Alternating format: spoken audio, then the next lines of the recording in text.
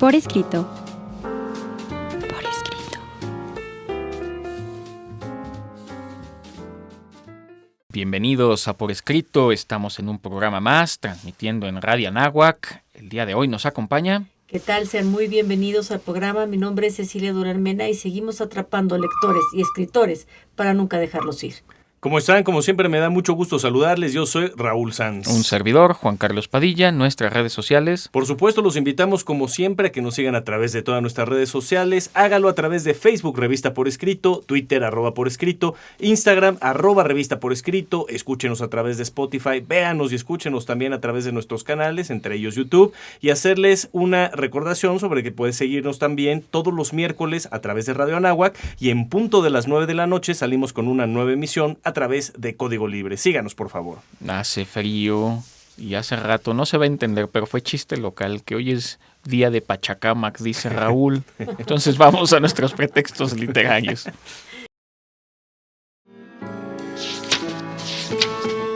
Pretextos literarios. Ya en nuestros pretextos, mi querida Ceci, ¿cuál es el pretexto del día de hoy? El pretexto, nos vamos a ir al sur del continente americano.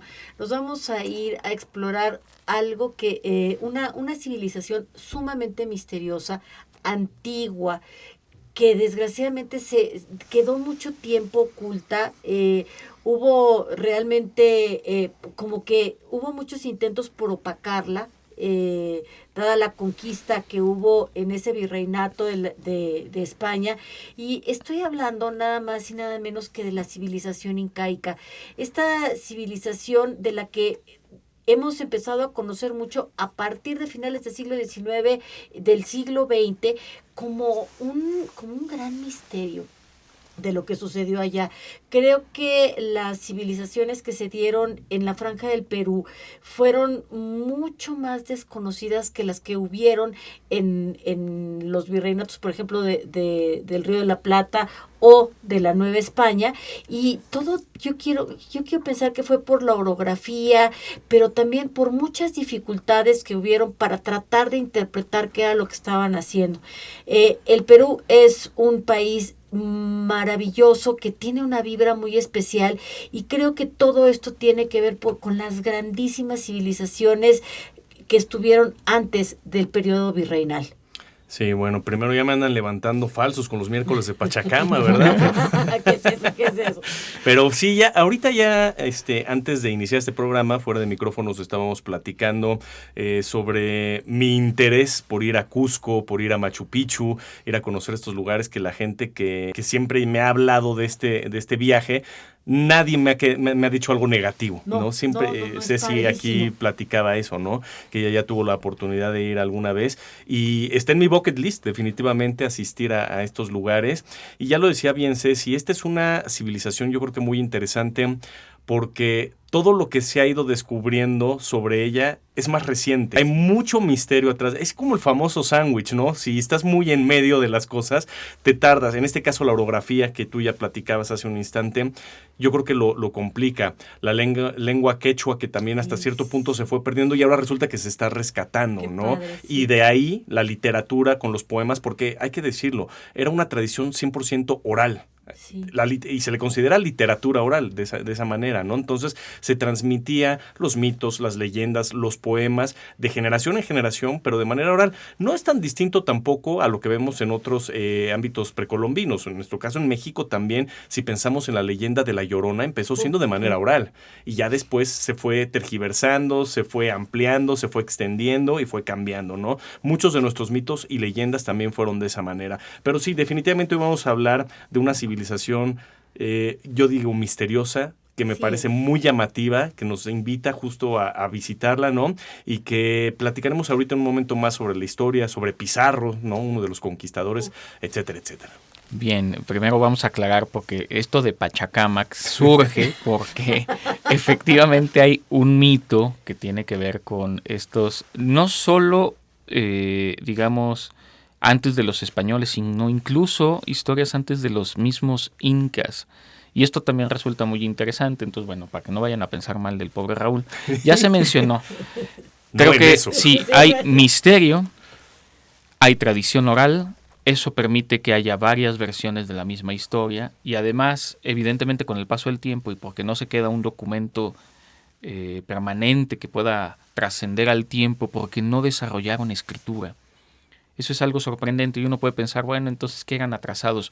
No, no eran atrasados. Ya platicaremos un poquito de los Arabicus, porque también parece que no solo hacían cuentas con ellos, sino que también contaban historias, quizá incluso de una manera mucho más avanzada que nuestro lenguaje, como si fuese un poco un lenguaje binario en un texto que compartía con Ceci, incluso tridimensional. Entonces hay misterio, hay historias. He trabajado y voy a hablar prácticamente de mitos, mucho esta parte de la mitología comparada y vamos a encontrar algunas similitudes precisamente con los mexicas y aunque no me lo crean, incluso algunas con el cristianismo. Y esto quizá porque como llegaron después los españoles y conquistaron, quizá en la tergiversación de las historias, pues se fueron haciendo algunas adecuaciones pues de manera amañada para que pudiéramos comprenderlas más fácilmente. Y es que fíjate que lo dices muy bien. Por ejemplo, una de las similitudes que existe entre los mexicas y los incas era todo este orden civilizatorio en el que las castas estaban muy bien organizadas y ahí había una denominación, los amautas, que del quechua, amauta quiere decir maestro sabio, como los maestros que estamos en la mesa, ¿verdad? O los cantores mexicas, que son los que hacían los cantos floridos. Exactamente. Entonces, fíjate cómo estos educadores eran de una clase dominante, ¿les parece? O sea, cómo nos hubiera gustado, ¿verdad? Eran la clase dominante y ellos tenían en la parte del proceso de enseñanza-aprendizaje, y aquí sí me consta que tanto Raúl como Juan Carlos, como su servidora, contamos historias y empezamos a difundir historias a través, ellos en su caso, de una tradición oral muy específica que estaban relacionadas con las hazañas de la nobleza. Entonces, eran un pueblo que se emocionaban con las anécdotas heroicas y que solían ser, qué curioso, de un estilo épico, como si fuera una especie de cantar de gestas, y funcionaban para crear este sentido de identidad patriótica y de identidad histórica. Qué interesante, o sea, esa era su manera de preservar el legado que iban dejando de generación en generación, y los que estaban encargados de hacerlo eran precisamente estos amautas, estos maestros que servían para entender los orígenes del imperio, los orígenes de su propia raza, de su nobleza y la conexión que tenían con la divinidad.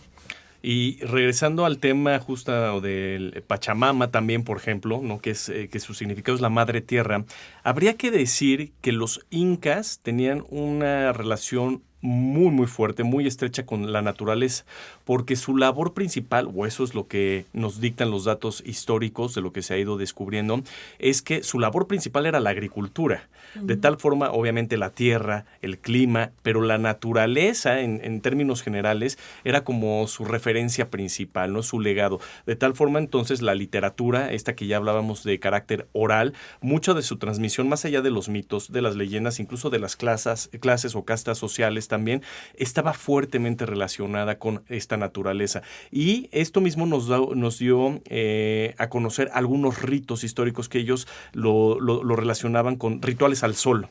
Y esto me hace pensar de nueva cuenta cómo muchos grupos prehispánicos o precolombinos también tenían ese tipo de relaciones. Si lo centramos nosotros aquí en lo que en aquel entonces desde luego no era México, ¿no? Pero toda la zona que hoy abarca México, los aztecas, obviamente en Tenochtitlan principalmente, pero en muchas otras regiones de los propios mayas, Teotihuacán, el famoso juego de pelota que en aquel entonces se le llamaba ulama o tlachtli. Y este juego de pelota también tenía una relación con el sol, con los astros. Este movimiento de la pelota, de meterla en los aros, de pegarle con la cadera, regía precisamente el destino de un individuo a través de los astros. Entonces, ¿cómo de nueva cuenta en este caso el ritual del sol, de una u otra manera, a través de los juegos o a través, en este caso, de la literatura, se va relacionando de una u otra manera con el resto de los pueblos prehispánicos? Es posible que ellos pensaran que no era necesario dejar por escrito nada, o bien que se haya todo destruido, porque tras la conquista de México, los españoles pues ya tenían mejores estrategias para dominar a los nuevos vencidos, como será el Perú. Ya no me dio tiempo de decir a algunos autores que han trabajado crónicas. Vamos a dejarlo aquí, vamos a continuar en las conversaciones. Vamos a la siguiente sección.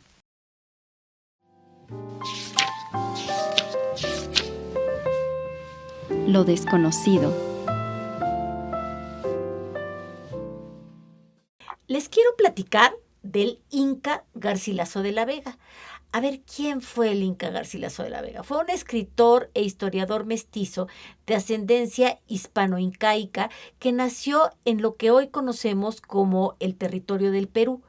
Se le considera como el primer mestizo cultural de América que supo asumir y conciliar sus dos herencias culturales, su ascendencia indígena, inca, y su ascendencia peninsular, española, y alcanzó al mismo tiempo un gran renombre intelectual.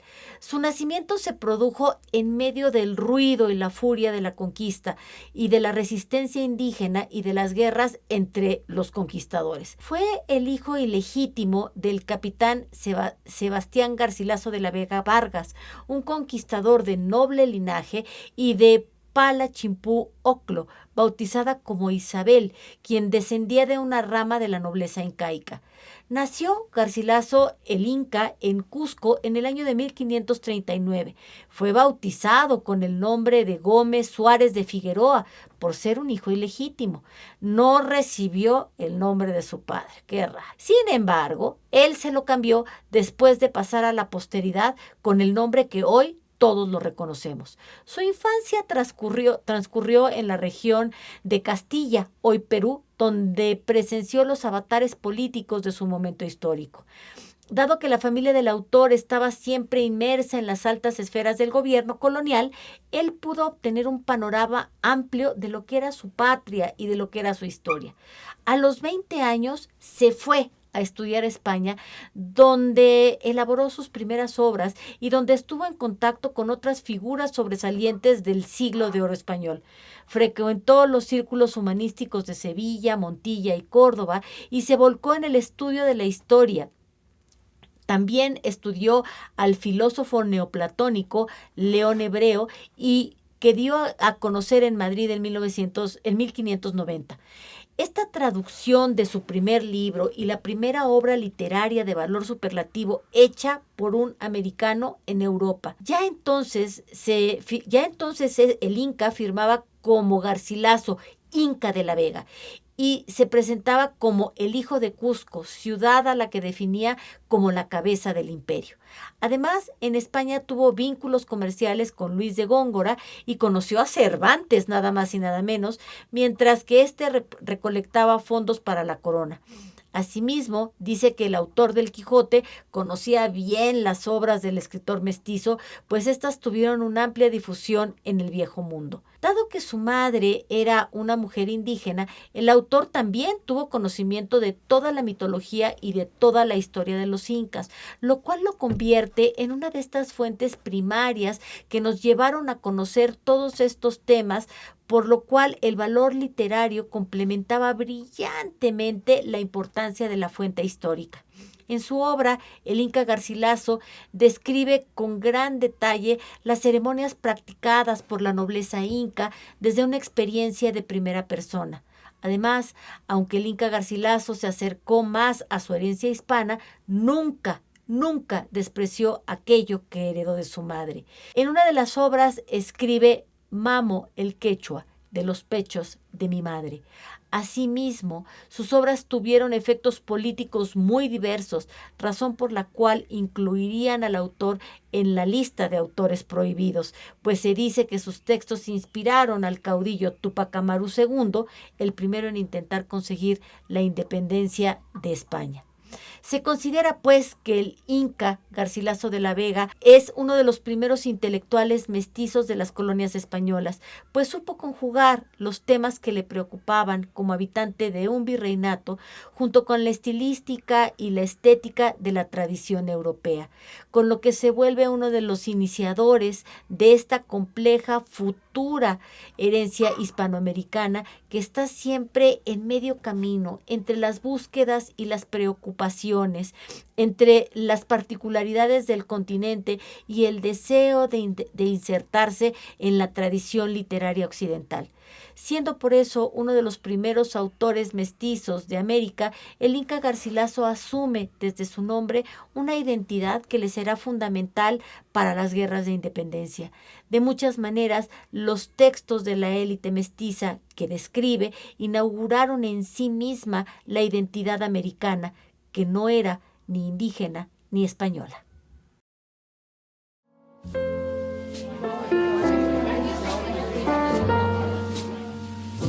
Conversaciones.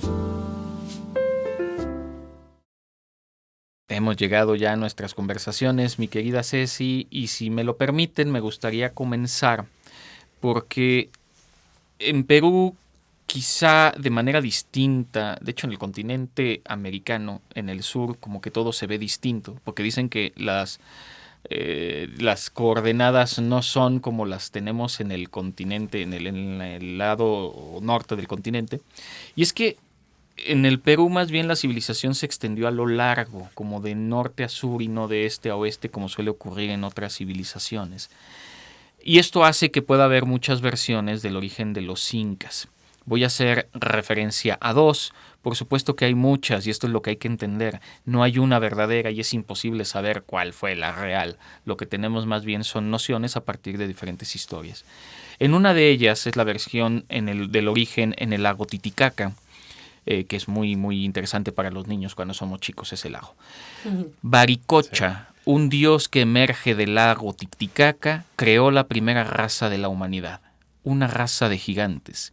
Por alguna razón que no está especificada, hicieron que Baricocha entrara en cólera. Acabó con la primera edad por medio de una inundación y transformó a estos seres en piedra. Aquí hay una similitud muy interesante con los mitos mexicas. Esculturas de piedra en el lugar de Tianaguco, en el lago Titicaca. Otra raza humana llamó al sol y a la luna y a las estrellas que salieron de una isla del mismo lago Titicaca, la isla del sol, y Baricocha empezó a moldear a los individuos a partir de piedra y con esto habrá una nueva raza humana. Es que fíjate qué interesante hablar de cómo las civilizaciones van forjando también a partir de esto su propia identidad y la búsqueda de una explicación de cómo nacieron y de dónde vienen. Claro, la literatura oral que nos llega desde los incas está precisamente estrechamente vinculada con su identidad y tienen que ver con estas historias de estas vivencias de la selva. O sea, estamos hablando del Amazonas, no estamos hablando de cualquier cosa, estamos hablando ahora sí que de otro tipo de animales, de otro tipo de otro tipo de vegetación en donde todo era grande. Por eso me llama tanto la atención la civilización de gigantes, porque claro, allá todo es enorme y además jugar con la naturaleza, vencer a la naturaleza, convivir con la naturaleza, estamos hablando de que sí debieron de haber sido hombres y mujeres extremadamente fuertes para poder llegar. O sea, el camino que hay de Cusco, que es, digamos, la última ciudad como grande, antes de llegar a Machu Picchu, tienes que ir por un tren. Y ese tren cruza por el Amazonas y llegas a pues como a una serie de montañas muy, muy altas y no puedes dejar de sorprenderte y decir, ¿cómo fue que llegaron aquí? ¿Cómo fue que se les ocurrió estar en este lugar? También por eso fue tan difícil poderlos encontrar. Y esta literatura oral, entonces, va a estar muy relacionada con esta convivencia con la naturaleza, con la cotidianidad y eso que a ellos les daba tanto orgullo y que forjó mitología, forjó sistema político, todos los aspectos sociales. Y curioso porque los incas, como bien decías, no empezaron a escribir ellos, ya se empezaron a hacer traducciones y transcripciones, pero ya, digamos, en la época colonial. Es cuando y se escribe, ¿cómo? Pues se escribe en español, una traducción del quechua. Sí, justo, ¿no? Habría que remontarnos a quizá uno de los primeros que escribió sobre eso fue Bartolomé Ruiz, ¿no? Precisamente lo que dice Ceci es cierto. Pensar en cómo eran estos hombres, más allá de esa fortaleza física, yo creo que debían ser una cultura muy adaptable a los distintos cambios. Por un lado, ya hablaba Ceci del Amazonas, pero en este caminito que también nos está relatando para llegar a lo que conocemos como Machu Picchu, el cambio climatológico ahí es tremendo. O sea, estamos hablando de extremos, de una zona caliente, húmeda, como sería un trópico, y de pronto te estás yendo a una altura fría, vientos, lluvias, y las imágenes, tú ya has estado ahí, yo no he estado ahí. El lugar se ve precioso, es hermosísimo, pero las imágenes también parece que ha de ser frío. Súper frío, sí, ¿no? Entonces ahí vemos una situación creativa, adaptativa por parte de esta cultura, ¿no? Entonces estas primeras crónicas las tenemos gracias a Bartolomé Ruiz. Están también estos libros de Hernán Cortés, Mitos y Leyendas, que nos describen, yo creo que el personaje central de la conquista en este caso es Francisco Pizarro. Y Francisco Pizarro, que es quien llega, hay muchas historias atrás de Francisco Pizarro. De hecho, se le considera, si tú lo investigas, como el conquistador sanguinario. Dicen que masacraba a todas a las tribus, a las culturas de aquella época con las que se iba topando, que era un tipo sin escrúpulos, como los conquistadores de aquella época, también hay que decirlo, ¿no? Sin embargo, están también otros escritos, y entre ellos regreso al tema de Bartolomé Ruiz, en el que dicen que no es cierto, que era un tipo condescendiente, y que cuando él llegó precisamente a Machu Picchu, él dijo, no me lo toquen, aquí no pueden tocarle ni una piedrita del lugar porque es precioso este lugar, es divino. Y no solo eso, a los indígenas que iban encontrando, si no era en la batalla, les perdonaba la vida. También la orden dicen que era no tocarlos, déjenlos en paz, ¿no? Entonces, por un lado se le considera uno de los personajes más sanguinarios de la conquista española, y por el otro lado hay crónicas que dicen que no, que era un tipo benévolo, que durante la batalla es cuando era sanguinario. Pero fuera de la batalla decían no toquen absolutamente nada, y que fue el primero en cautivarse con la belleza. Sabemos que él fue el que capturó a Atahualpa, ¿no? El emperador inca, obviamente, y que también tuvo algunas pláticas un poco significativas, si las relacionamos como Hernán Cortés con Cuauhtémoc. Esas situaciones en que hay incluso pinturas muy interesantes ahí, arte muy interesante, en el que lo ves a Atahualpa como caído, sentado, pero en que hay un diálogo cortés, ¿no? Entre ambos, ¿no? Entonces hay una serie de ambivalencias de si era el sanguinario desgraciado que decían, o era un tipo hasta cierto punto benévolo. No era un diálogo cortés, era un diálogo pizarresco. Pizarresco, sí, exacto. Me hizo recordar, Raúl, hay una película que se trata de El conquistador conquistado, Alvar Núñez Cabeza de Vaca. Sí, la película no es muy buena, aunque es una de las primeras participaciones de Guillermo Navarro como fotógrafo. Sí. El conquistador conquistado, imagínense llegar a este lugar tan elevado, tan frío, tan inaccesible. Sí debía respetar cierta inspiración, ¿no? A ver, aquí vámonos con más cuidado, no tanto por la pelea, sino porque aquí hay algo, si no divino, muy importante. Voy a seguir haciendo referencias a algunos mitos, que es un poco lo que he estudiado más sobre el Perú. Esta ya la había mencionado en algún programa anteriormente, una versión de que el origen está en un lugar llamado Pacaritambo. En este lugar, al sur de Cusco, había una montaña llamada Tambo Toco, que significa Casa de las Ventanas, de donde van a salir los 4 hermanos y las 4 hermanas que van a ser los fundadores finalmente de los incas. La figura principal se llama Manco Cápac, y con su liderazgo van a descender al valle y ahí van a fundar finalmente la ciudad. Este mito, lo que es interesante es que nos puede ayudar a entender por qué los incas enterraban a sus muertos en la montaña. Porque si de la montaña nacen, a la montaña regresan. Y ahora que mencionaba, me lo hizo pensar Ceci, de estos gigantes de piedra. Claro, la montaña es para los incas ese fenómeno, eso que es físico, de donde venimos y hacia donde tenemos que terminar yendo. Y por supuesto, y recordaba también estas similitudes que existen. Digo, desgraciadamente el nombre de Túpac Amaru lo tomó un grupo terrorista, y eso hace que uno escucha los vocablos Túpac Amaru, te pongas la piel chinita, pero la verdad es que tiene tiene un significado muy, muy lindo, muy parecido al de Quetzalcóatl. Túpac Amaru quiere decir serpiente resplandeciente. Y Túpac Amaru, el segundo, porque también hubo un primero, fue un caudillo indígena que también tuvo este mestizaje hispano-peruano, y fue el líder de la gran rebelión contra la corona española que inició el 4 de noviembre de 1780. Hay un libro muy bueno, Túpac Amaru, Los días del tiempo profético, que escribió Ángela Avendaño. Y entonces esto habla de cómo se desarrolló el virreinato del Perú y el virreinato del Río de la Plata, que pues son colindantes, y ambos formaron parte del Reino de España. Evidentemente, bueno, Túpac Amaru era esta persona que dijo, yo no estoy de acuerdo con lo que está sucediendo, y entonces empezó la rebelión y empezó a organizar a todos los incas rebeldes de Vilcay. Es que los nombres son complicados.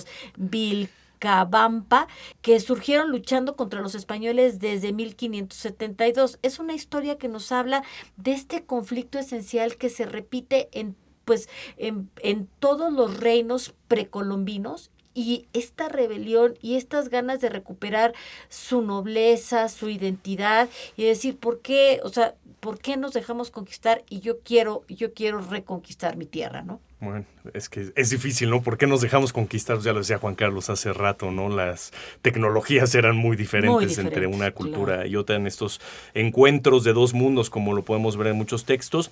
A mí algo de lo que me gustaría platicar, hace rato decíamos que originalmente la transmisión de la literatura era oral, ¿no? Se fue llevando de generación en generación, y hasta que llegan los españoles es que estos textos pues se empiezan a escribir finalmente, ¿no? Se empiezan a traducir, y algo interesante que encontramos de todo esto es la obra de Ollantay, porque es la primera representación dramática del pueblo inca. Quizá una de las muy pocas, si no es que la única, ¿no? Lo que no se sabe a ciencia cierta es si ya el poema o la historia existía desde antes de que llegaran los españoles, o si ya fue en el periodo de estos virreinatos, ¿no? Pero la historia es muy interesante porque es un drama de un guerrero, de un general del pueblo inca, que es justamente, no sé si se pronunciará Ollantay o Ollantay, lo desconozco, porque se escribe con doble L, pero este personaje es un general que está enamorada de la hija del emperador, y ya sabemos los celos del emperador, dicen, no, a esta la encierro, a él lo persigo, ¿no?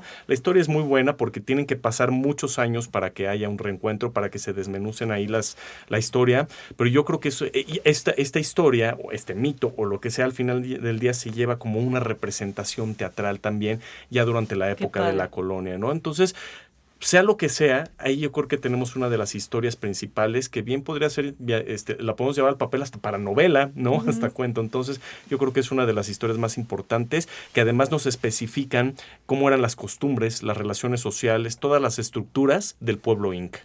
No me va a dar tiempo de relatar todos los mitos que quisiera, pero no importa, más vale pocos y buenos que muchos y malos. Quisiera hacer alusión, ahorita dije el posible origen de los incas, dos posibilidades, pero los incas también se fueron extendiendo, fueron conquistando territorios, y entonces hay un mito del valle de Lambayeque, y este valle pues fue un valle que fue conquistado por los incas. Aquí resulta que hay un señor de nombre Naimlap que trajo consigo un ídolo de piedra verde. Este tenía su propio aspecto y edificó un palacio en el centro con el ídolo de piedra como figura. Este era el templo de Chot. Van a pasar las generaciones, de hecho por ahí hacen referencia a que unos descendientes tuvieron 12 hijos y fundaron 12 tribus. Es aquí donde me suena muy similar a algunos aspectos bíblicos. Y al final, pasado el tiempo, va a haber un gobernante de nombre Fempeyek. Y Fempeyek tiene la grandiosísima idea de retirar el monolito de piedra verde del templo. Y en cuanto hace eso, empiezan a salir una serie de signos que van a traer la decadencia de estos pueblos, de estas tribus. Aunque hacen el intento de regresar al ídolo, finalmente van a llegar los invasores, los incas, y se van a quedar en este lugar por haber retirado a la piedra verde. ¿Qué te parece? Pero yo quisiera hablar de la Florida del Inca. ¿Quién la escribió? La escribió el Inca, así se le conocía a Garcilaso de la Vega. Garcilaso de la Vega es el primer peruano inca, mestizo, madre indígena, padre español, que tiene renombre intelectual. Él se fue a estudiar un tiempo a Europa, estuvo en Portugal, estuvo en España, y en 1605 publica esta obra, La Florida del Inca, en Lisboa. Qué curioso. En ella el autor narra básicamente la expedición del conquistador español Hernando de Soto a la península de la Florida en el subcontinente norteamericano. Bueno, su calidad literaria y es muy, muy alta. Su originalidad lo llevaron a ser reconocidos por la crítica de aquel tiempo. O sea, ya en aquel tiempo también en la península se reconocía las letras más del virreinato de la Nueva España, y Garcilaso es el primero que dice: hey, nosotros también estamos acá, nosotros también sabemos escribir. Y bueno, Calderón de la Barca lo llamó el Arauca en prosa. Es decir, verdaderamente lo sorprendió tanto que hasta dentro del propio núcleo de literatura en España se le reconoce a Garcilaso de la Vega. Sí, y si quisiéramos hacer también un poquito de profundidad y conocer más para pues, cuáles son las tradiciones, ¿no?, de todo el pueblo inca, pero no solamente en la época precolombina, sino también durante la colonia. Creo que la invitación estaría a cargo en este caso del autor Ricardo Palma, ¿no?, que nos habla de un romanticismo sumamente criollo de aquella época, ¿no?, pero que lo hace como lo expresa el texto en la sinopsis, con mucho ingenio, con mucha audacia, hablarnos de los temas históricos antes, durante y después, ¿no? Esto creo que es muy interesante. Aquí tenemos gente que utiliza el sarcasmo y las historias que no todo mundo te cuenta en México, cuando hemos hablado de Érase una vez México, ¿no? Por ejemplo, con Alejandro Rosas.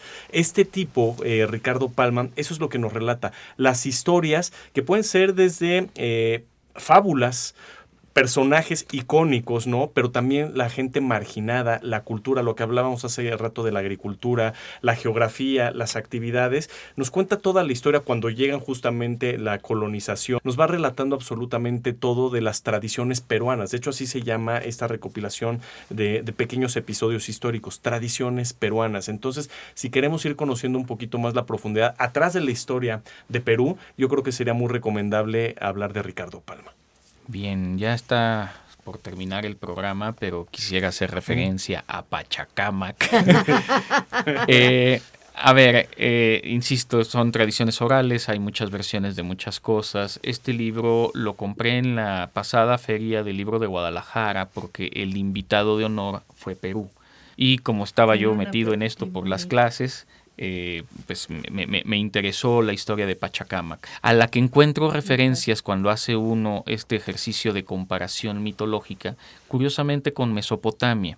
Al principio de los tiempos, Pachacámac creó a una pareja humana, el primer hombre y la primera mujer. Sin embargo, no había alimento para ellos y el varón murió. Pero la mujer solicita ayuda al sol y éste va a preñarla.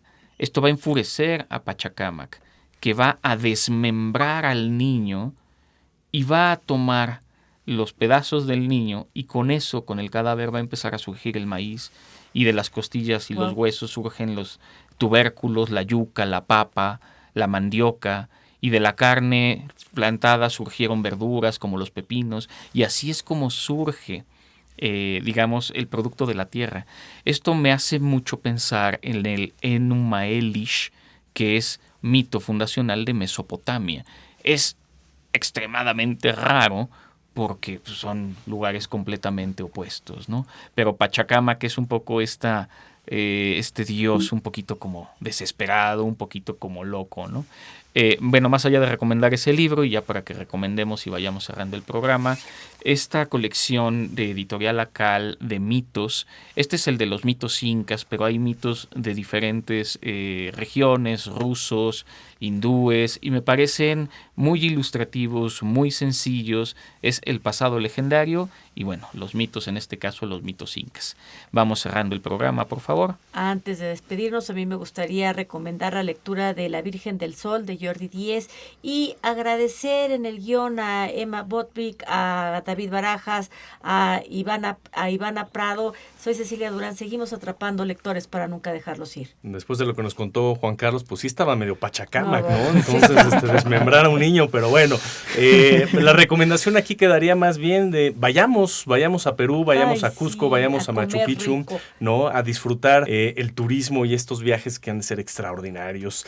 Agradecer en edición a Carla Ángeles, Daniela Muñoz y Jocelyn Cabrera, que sin ellas es imposible la realización de este programa. Yo soy Raúl Sanz, nos vemos y escuchamos la próxima semana. Un servidor, Juan Carlos Padilla, también se despide, no sin antes agradecer tanto a Lalo como a Diego Lome como a Sofía Aranca por hacer esto posible, que su vida literaria sea gozosa. Ultimátum. Admirando calladamente su belleza, miraba su negra cabellera adherirse a su rostro lloroso y deslizarse luego sobre la turgencia de sus senos. La veía hablando y llevando la expresión de sus ojos y sus labios desde la alegría iluminada hasta la tristeza para iluminarse de nuevo con los dulces recuerdos. Porfirio Meneses.